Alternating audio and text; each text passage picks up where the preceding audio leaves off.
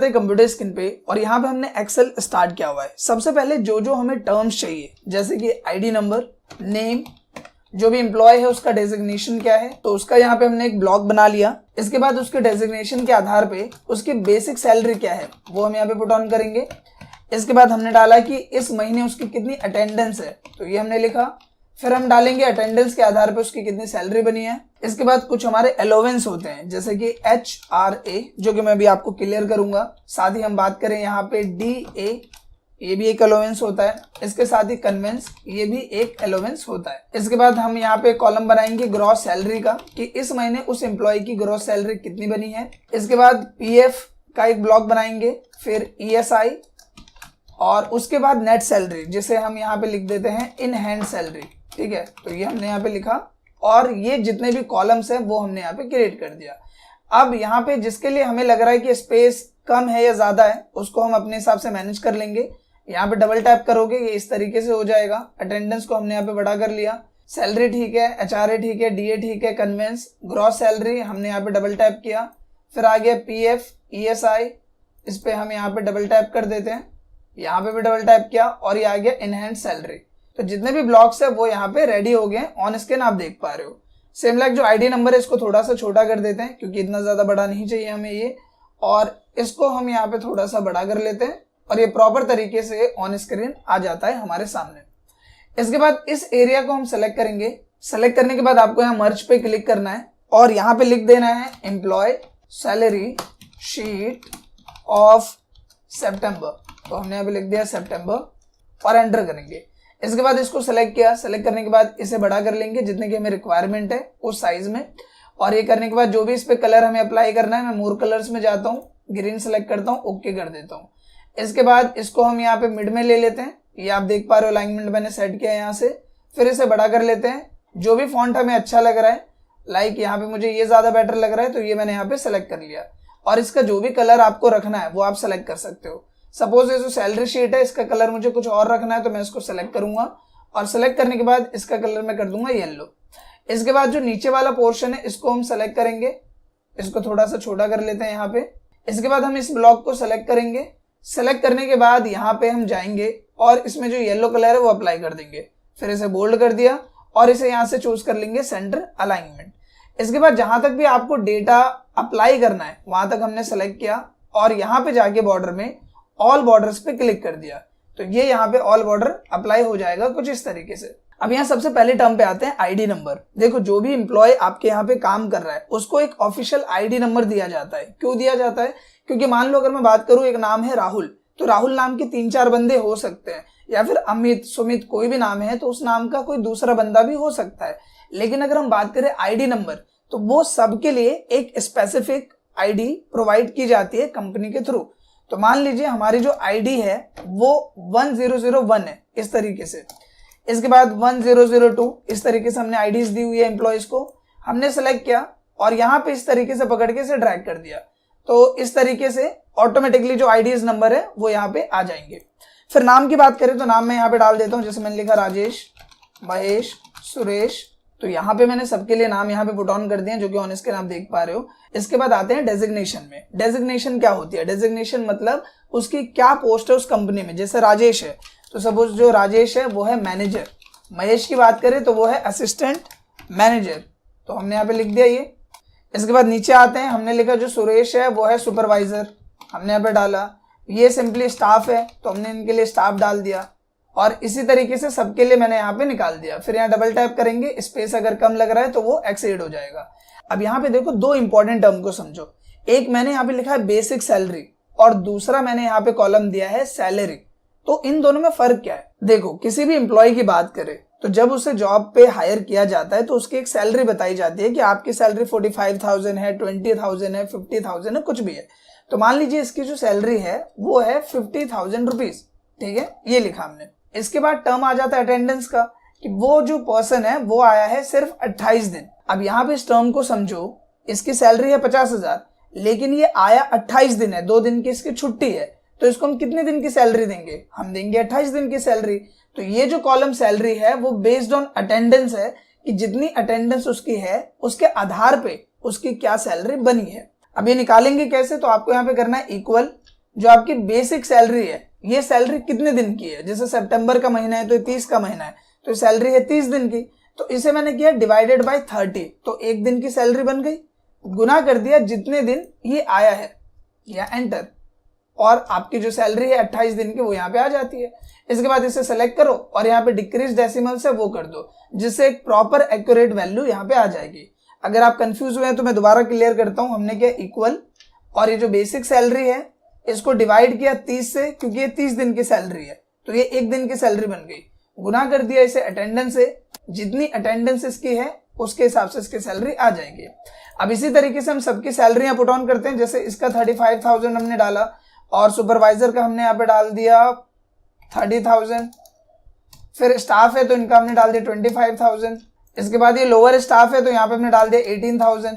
इसके बाद ये जो सैलरी वाला कॉलम है इसको आप यहाँ पे ड्रैग कर दो इस तरीके से, तो हमने पूरे के लिए ड्रैग कर दिया इसे एक ही बार में। अभी जीरो वैल्यू शो कर रहा है, जैसे मैं डालूंगा कि पूरे के पूरे 30 दिन आए इसकी पूरी सैलरी है, ये 26 दिन आए इसकी इतनी सैलरी है, ये 25 दिन आए तो इसकी इतनी सैलरी बन रही है। तो क्योंकि हमने इस पे इक्वेशन अप्लाई कर दिया है, तो जैसे आप अटेंडेंस डालोगे वो बाय डिफॉल्ट अपडेट हो जाएगा। तो हमने यहाँ पे डाला 30, यहाँ पे भी डाल दिया 30, यहाँ 25, 28, 26, 24, 30 और ये 30। सो आई होप कि ये टर्म आपको क्लियर हो गया होगा कि बेसिकली बेसिक सैलरी इसकी ये है, लेकिन जितने दिन वो पर्सन आया है उतने दिन की ही हम उसे सैलरी दे रहे हैं। अब इसके बाद बात करते हैं अलोवेंस की। अलोवेंस क्या होता है? अलोवेंस मतलब होता है छूट या फिर कंपनी के थ्रू मिले हुए फायदे। कहने का मतलब एचआरए का मतलब होता है हाउस रेंट अलोवेंस। मतलब कि अगर आप कहीं पे क्वार्टर लेके रह रहे हो या फिर आप रूम ले रखा है, तो उससे रिलेटेड कंपनी आपको एक किराया दे रही है कि भाई आपका जो रूम का किराया है या रहने का खर्चा है वो कंपनी आपको प्रोवाइड कर रही है। तो कोई भी अमाउंट फिक्स करती है कंपनी की 6,000 आपकी पोस्ट के हिसाब से। 6,000 का जो हाउस रेंट अलाउंस है वो कंपनी देगी, 8,000 का देगी, 10,000 देगी, 20,000 देगी, डिपेंड ऑन योर पोस्ट। तो मान लीजिए इनका हम ले लेते हैं कि इनका जो हाउस रेंट अलाउंस मिला है वो मिला है 8,000 रुपए का। ठीक है, सबका अलग अलग होता है। जैसे असिस्टेंट मैनेजर है उसकी पोस्ट कम है तो इसका हमने मान लिया कितना होगा, इसका हमने मान लिया 5,000। ये कंपनी आपको बताएगी, तो फिलहाल हम कुछ भी अपने हिसाब से यहाँ पे रख लेते हैं। तो यहाँ पे इस तरीके से सबके लिए हमने यहाँ पे निकाल लिया, जो कि ऑन स्क्रीन आप देख पा रहे हो। अब आते हैं दूसरे टर्म पे जो कि है डीए। डीए का मतलब होता है डियरनेस अलाउंस। अब ये कैसा अलाउंस है? देखो, जो लोग गवर्नमेंट एम्प्लॉय होते हैं स्पेशली, उनका क्या होता है, जब महंगाई बढ़ती है तो सरकार उनको अपनी तरफ से कुछ अमाउंट एक्स्ट्रा देती है, जिसे हम बोलते हैं महंगाई बढ़ने के टाइम में मिली हुई अलाउंस, जो कि होता है डियरनेस अलाउंस।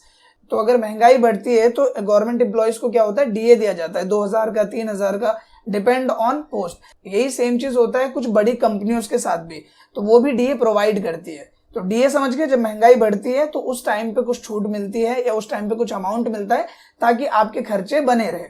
तो मान लीजिए इसको डीए मिला है 3,000 रुपए का, इसको मिला है यहाँ पे 2,000 रुपए का डीए, इसको मिल गया 1,500 रुपए का, इसको मिला है 1,000 रुपए का। तो जिस तरीके से कंपनी ने बताया उस तरीके से डीए आप यहाँ पे पुट ऑन कर दोगे। अगला टर्म आता है कन्वेंस। ये भी एक अलाउंस है, एक तरीके की छूट है। आप रोज ट्रैवल करके कंपनी आते हो, चाहे आपके पर्सनल व्हीकल है या फिर कैब के थ्रू आप आते हो, तो उससे रिलेटेड जो आपका खर्चा हो रहा है आने जाने का, महीने का 4,000, 5,000, 3,000, 10,000 जो भी है वो आपको कंपनी दे रही है।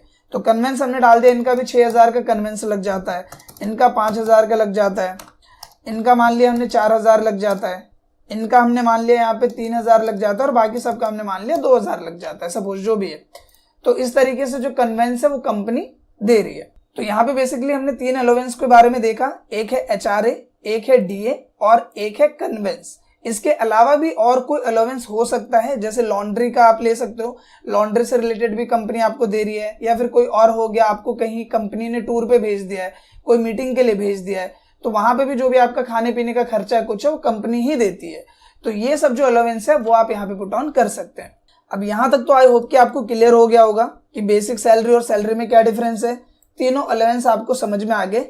इसके साथ एक और टर्म इंपॉर्टेंट है, वो इसलिए कि अगर मान लो आप किसी ऐसी जगह वर्क करते हो जहां एम्प्लॉय से ओवर टाइम कराया जाता है, तो ओवर टाइम भी जो 1-2 घंटे का होता है उसकी भी सैलरी मिलती है। तो अगर आपके साथ ये प्रॉब्लम आ गई तो आप कैसे करोगे? मतलब ये टॉपिक भी दे दिया है कि ओवर टाइम रोज एम्प्लॉय 2 घंटे का लगा रहा है, तो उसकी कितनी सैलरी बनी, वो कैसे करोगे? तो वो चीज भी हम प्रैक्टिकल करके देख लेते हैं। या इंसर्ट में जाते हैं और एक कॉलम हम यहाँ पे इंसर्ट कर लेते हैं। किस चीज का? ओवर टाइम इन आवर्स हमने लिखा, कि ओवर टाइम लग रहा है घंटे के हिसाब से, ठीक है, ये हमने डाला। और यहीं पे एक और कॉलम एड ऑन कर देते हैं हम, जिसमें हम इस ओवर टाइम की सैलरी निकालेंगे, ओवर टाइम सैलरी, ठीक है, ये हमने डाल दिया। यहाँ पे मैं डाल देता हूँ जैसे 30 दिन है, रोज मान लो 2 घंटे का ओवर टाइम लग रहा है तो कितना हो गया 60 हो गया। इनका मान लो 50 टोटल आवर्स इन्होंने काम किया है, इन्होंने 45 किया है, इन्होंने 30 किया है, इन्होंने 60 किया है। तो इस तरीके से मान लो जिसका जितना ओवर टाइम लग रहा है आवर्स में वो हमने यहाँ पे डाल दिया। इसके बाद अगर आप ये चाहते हो कि इसके साथ आवर्स भी लिखा है तो वो चीज भी आप कर सकते हो। आपको क्या करना है, पूरे एरिया को ऐसे सेलेक्ट कर लो। सेलेक्ट करने के बाद यहाँ देखो नंबर के साइड में ऑप्शन मिलता है, इसमें जाओ। जाने के बाद आपको यहाँ पे आना है सिंपल, और यहाँ जाना है कस्टम में। जनरल को हम काटेंगे और सबसे पहले देंगे हैश। हैश किस लिए दे रहे हैं, जो वैल्यू हमने लिखी है 60, 50, 45, 30 उसके लिए।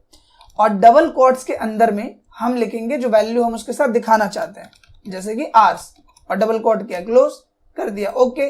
अब इसके साथ क्या प्रिंट हो क्या आ रहा है 60 आवर्स। तो अगर आपको कोई वैल्यू प्रिंट करानी है एज अ टेक्स्ट तो वो आप ऐसे कर सकते हो। सबसे पहले तो जगह काफी ज्यादा ले रहा है तो हम इसको जगह कम कर देते हैं यहाँ पे इस तरीके से, और इसकी भी जो जगह है वो हम कम कर देते हैं इस तरीके से। दोनों को सेलेक्ट करो और यहाँ पे कर दो रैप टेक्स्ट, तो ये इस तरीके से आ जाएगा, ठीक है। सेम यही चीज कर देता हूं मैं बेसिक सैलरी के साथ भी, ये भी ऐसे ही अच्छा लगेगा। और यही चीज मैं कर रहा हूँ ग्रॉस सैलरी के साथ। और इसके बाद फिर हमें क्या करना है, इसको थोड़ा छोटा करते हैं। यहाँ पे हमें पूरे को ऐसे सेलेक्ट करना है। सेलेक्ट करने के बाद यहाँ पे कर देना है रैप टेक्स्ट, और इसके बाद टॉप अलाइन कर देना है। आप देखोगे बिल्कुल सही फॉर्मेट में ये यहाँ पे आ जाएगा। अब आते हैं इस टर्म पे ओवर टाइम सैलरी, कि ओवर टाइम की जो सैलरी है वो कैसे निकालेंगे। देखो हमें इतना पता है कि इसने 60 घंटे काम किया है, इसका मतलब हमें इसको 60 घंटे की पेमेंट देनी है। जितने भी 60 घंटे की इसकी पेमेंट बनती है, इसके लिए हमें ये पता होना चाहिए कि इस बंदे की 1 घंटे की वैल्यू कितनी है। कहने का मतलब जैसे इक्वल किया मैंने, ये है इसकी 50,000 सैलरी। इसको जब मैं 30 से डिवाइड करता हूं तो मुझे 1 दिन की सैलरी मिलती है। 1 दिन में ये 8 घंटे काम करता है तो मैं इसे 8 से डिवाइड कर देता हूं, तो अब मुझे 1 घंटे की सैलरी पता चल गई। गुना किया मैंने जितने घंटे इसने काम किए, मतलब ये, और कर दिया एंटर। और आ गया इसका 12,560 घंटे की कीमत, जो कि इसकी सैलरी के आधार पे। दोबारा समझिए आप, इक्वल किया, ये सैलरी है कितनी 30 दिन की, तो इसको 30 से डिवाइड किया, 1 दिन की सैलरी आ गई। 1 दिन बराबर है 8 घंटे, ये 8 घंटे काम करते हैं, मतलब इनका 1 दिन बराबर है 8 घंटे। तो मैंने इसको 8 से डिवाइड किया तो 1 घंटे की सैलरी आई, और गुना कर दिया जितने घंटे इन्होंने काम किया है, यानी कि ये, और प्रेस कर दिया एंटर, और ये आ गया। इसके बाद इसे सेलेक्ट कर लो, डिक्रीज डेसिमल कर दो, यहाँ पे एक एक्यूरेट वैल्यू आ जाएगी। यहाँ पे दोनों को सेलेक्ट किया मैंने और डबल टैप कर दो ये प्लस का सिंबल आने पे, ऑटोमेटिकली सबका आ जाएगा एक ही बार में। सो आई होप कि ये जो टर्म है ओवर टाइम सैलरी का, ये भी आपको क्लियर हो गया होगा। इनकेस अगर आप किसी ऐसी जगह वर्क करते हो जहां ओवर टाइम एम्प्लॉयज का एक्स्ट्रा लगता है 1-2 घंटे का, तो आप इसे आसानी से निकाल लोगे। अब आते हैं ग्रोस सैलरी पे। हमने स्टार्टिंग में इस बारे में बात की थी कि बेसिक सैलरी और ग्रोस सैलरी दोनों में क्या फर्क होता है। देखो इस टर्म को समझो। बेसिक सैलरी क्या है, ये है 50,000 रुपए, जो कि जब उनको जॉब पे हायर किया गया तो हमने बताया कि आपकी सैलरी कितनी रहेगी 50,000 रुपए। लेकिन इसके साथ हम देख रहे हैं कि हम उनको HRA दे रहे हैं, मतलब हाउस रेंट अलाउंस दे रहे हैं, हम उनको DA भी दे रहे हैं, आने जाने का कन्वेंस भी दे रहे हैं, प्लस में जो उन्होंने ओवर टाइम किया वो भी दे रहे हैं। तो अब जो उनको पैसा हम देंगे वो तो ये सब कुछ मिला के देंगे ना। तो कहने का मतलब ये है कि जो बेसिक सैलरी है वो सैलरी है जो कि किसी भी एम्प्लॉय को हायर करते टाइम बताई गई है, यानी कि इनकी सैलरी 50,000 है। लेकिन उसके साथ में जितने अलाउंस, जितने बेनिफिट्स, ओवर टाइम, जो कुछ मिला के एक मोटा अमाउंट बनता है वो होता है ग्रॉस सैलरी। तो यहाँ पे आते हैं, इक्वल करते हैं, और यहाँ पे सबसे पहले जो इनकी सैलरी बनी इस महीने की 28 दिन के आधार पे, वो प्लस में इनको HRA देंगे हम, प्लस में इनको DA देंगे, प्लस में इनको कन्वेंस देंगे, और प्लस में जो इनकी ओवर टाइम बनी है वो देंगे, और प्रेस कर देंगे एंटर। और जो इनकी सैलरी है वो यहाँ पे आ जाएगी 76,167। तो बेसिक सैलरी क्या है इनकी 50,000, लेकिन इस महीने की सैलरी कितनी बनी इनकी 76,167, जो हो गई इनकी gross salary. So I hope कि अभी टर्म क्लियर हो गया होगा कि ग्रॉस सैलरी एक्चुअल में क्या है। अब यहाँ पे हमने एक की ग्रॉस सैलरी निकाल दी है, तो बस यहाँ पे डबल टैप कर देना है या फिर ड्रैग कर देना है, सबकी अपने आप ही एक ही बार में निकल जाएगी ग्रॉस सैलरी। अब आते हैं नेक्स्ट टर्म पे, जो कि है PF ESI। काफी लोग ये कंफ्यूज होते हैं कि PF का एक्चुअल मतलब क्या होता है, इंटरव्यू में पूछ लेते हैं कि PF की फुल फॉर्म क्या है। देखो PF की फुल फॉर्म होती है प्रोविडेंट फंड। ये होता क्या है, आपकी सैलरी में से कुछ अमाउंट हर महीने थोड़ा थोड़ा कटता है। बेसिकली जो पीएफ कटता है वो 12% कटता है और वो अमाउंट आपका जमा होता रहता है। जब आप जॉब छोड़ते हो तो आपको पीएफ जितना इकट्ठा होता है, जितने टाइम में इकट्ठा हुआ है, वो आपको एक बड़े अमाउंट के तौर पे वापस मिल जाता है। ईएसआई की बात करें तो इसका मतलब होता है एम्प्लॉय स्टेट इंश्योरेंस। जैसे कि आपको पता है कि आज के टाइम में हेल्थ इंश्योरेंस काफी इंपॉर्टेंट टर्म है। तो गवर्नमेंट क्या करती है कि मीडियम कैटेगरी के जो एम्प्लॉइज हैं उनको ईएसआई प्रोवाइड करती है, जिसमें उनकी सैलरी से 0.75% ऑफ कुछ अमाउंट है वो कटता है। टोटल जो अमाउंट कटता है वो लगभग 3.75% अप्रॉक्स होता है। वो कंपनी आपको बता देगी कि आपको कितना यहाँ पे डिडक्ट करना है। और उस अमाउंट का बेनिफिट ये होता है कि अगर आपको कभी भी कोई प्रॉब्लम होती है बेस्ड ऑन हेल्थ इशू, आपको या आपसे रिलेटेड जो फैमिली मेंबर्स हैं उनके इलाज का खर्चा गवर्नमेंट आपको देती है। मतलब इलाज जो है वो गवर्नमेंट की तरफ से होता है, एक तरीके का हेल्थ इंश्योरेंस। तो पीएफ और ईएसआई क्या है, ये क्लियर हो गया होगा। अब पीएफ मैंने बताया 12% कट रहा है, पर ये 12% कटेगा किस में से? ग्रॉस सैलरी में से कटेगा या बेसिक सैलरी में से कटेगा? तो पीएफ कटता है बेसिक सैलरी में से। तो हम यहाँ पे इक्वल करते हैं और इनकी जो सैलरी है उसको हम सेलेक्ट कर लेते हैं। कहाँ है सैलरी? ये रही सैलरी। और इस सैलरी का जो 12% है वो हम यहाँ पे निकाल देते हैं। तो हमने यहाँ पे क्या किया, सैलरी सेलेक्ट किया, गुना 12 डिवाइडेड बाय 100 और कर दिया एंटर। तो ये पीएफ इस महीने इनका कटेगा। और ईएसआई की बात करें तो हमने क्या, इक्वल, और जो इनकी सैलरी है इसका हमने 0.75% हमने निकाल दिया। ठीक है, तो ये आ गया इतना। तो ये दोनों अमाउंट ऐसे हैं जो इनसे काटे जाएंगे, मतलब इनसे लिए जाएंगे। तो डबल टैप किया, सबका आ गया और यहाँ डिक्रीज डेसिमल कर दो, सिंपल। अब आ जाते हैं मेन टर्म पे जो कि है इन हैंड सैलरी। मतलब इस महीने एम्प्लॉय को हम कितना पैसा इन हैंड देने वाले हैं। तो इक्वल किया, ये है इसकी ग्रॉस सैलरी, इसमें से माइनस कर दो पीएफ और माइनस कर दो ईएसआई, कर दिया एंटर। क्या किया मैंने, इक्वल किया, जो ग्रॉस सैलरी बनी है इस महीने उसमें से क्या काटेंगे, पीएफ और काटेंगे ईएसआई, दोनों कर दिया एंटर। और बस इसको यहाँ पे डबल टैप कर दो, सबका ऑटोमेटिकली आ जाएगा। तो इस तरह से आपकी जो प्रॉपर सैलरी शीट है वो यहाँ पे क्रिएट हो जाती है। इसके बाद जो भी एडिटिंग आपको अप्लाई करनी है, जैसे इसको मैंने सेलेक्ट किया, सेलेक्ट करने के बाद सपोज मुझे इसमें रेड कलर देना है तो मैंने यहाँ पे रेड दिया, और इसका कलर मुझे व्हाइट रखना है तो मैंने यहाँ पे व्हाइट रख दिया। सेम लाइक जो अटेंडेंस है इसका कलर मुझे थोड़ा अलग रखना है तो दोबारा मैंने इसको सेलेक्ट कर लिया, व्हाइट कर दिया, और इसे हमें बोल्ड करना है, हमने बोल्ड कर दिया। सेम लाइक इसको भी सेलेक्ट कर लेते हैं, इसे बोल्ड कर देते हैं। और यही चीज आपको करनी है, यहाँ पे इनहैंड सैलरी में सेलेक्ट किया, ये कलर अप्लाई किया, और यहाँ पे जो भी हमें कलर अप्लाई करना है किया और इसे बोल्ड कर दिया। इसके साथ ही जो अलाउंस है इसका कलर अलग रखना है तो दोबारा से हम क्या करेंगे, यहाँ पे आएंगे और जो भी कलर आपको अप्लाई करना है इसमें वो कलर आप यहाँ पे अप्लाई कर सकते हो, बहुत ही सिंपल तरीके से, जो कि ऑन स्क्रीन आप देख पा रहे हो। तो हमने ये अप्लाई कर दिया, कलर व्हाइट रखना है व्हाइट रख दिया, बोल्ड करना है बोल्ड कर दिया, और इसे सेंटर में करना है तो सेंटर कर दिया, कुछ इस तरीके से। इसके साथ ही जो ओवर टाइम पोर्शन है इसके लिए कलर अलग डालना है तो इसके लिए हम ये कलर अलग डाल सकते हैं, जो कि ऑन स्क्रीन आप देख पा रहे हो। पीएफ और ईएसआई की बात करें, इसका कलर अलग रखना है तो इसका कलर आप जो भी रखना चाहो वो आप यहाँ पे रख सकते हो। सो कुल मिला के सैलरी शीट कैसे क्रिएट करेंगे और उससे रिलेटेड जितने टर्म्स है, चाहे मैं बात करूं basic salary, gross salary, allowance हो गया, पीएफ ईएसआई हो गया, वो सारी चीजें आई होप कि अब आपको क्लियर हो गई हो। अगर ये वीडियो आपको अच्छी लगी तो प्लीज इस वीडियो को लाइक करें, ज्यादा से ज्यादा लोग के बीच में शेयर करें, साथ ही कमेंट करके अपना फीडबैक जरूर दें। Thank you.